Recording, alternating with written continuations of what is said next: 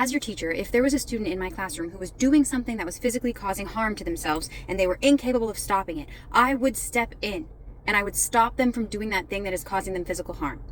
At this point, we know that the addiction to cell phones is causing more harm to students emotionally than we can possibly even begin to wrap our heads around. We're looking at the most anxious generation of students in the history of ever. We are looking at students who do not know how to be bored, who do not know how to do social interactions when there's new people that they haven't met before. They don't know how to be independent. They find all the answers in their phone. They find all the connection in their phone, and they are constantly flooded with social anxiety because of their phones. And it is a dramatic negative impact on their health and well-being.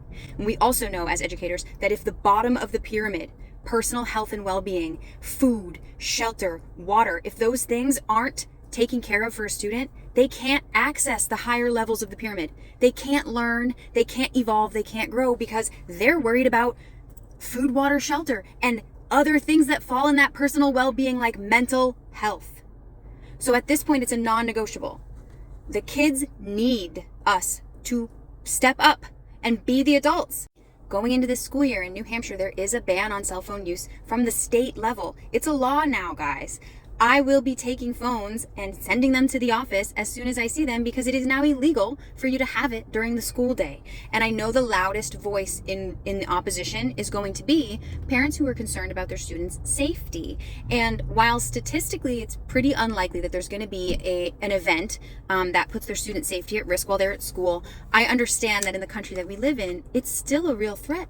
And it's something that I think about every single day. And I would never brush you off and say, don't worry about that. But what I will say is that your student will never be far from a cell phone. In every room, every educator will have a cell phone. There'll be office phones. This is going to be hard.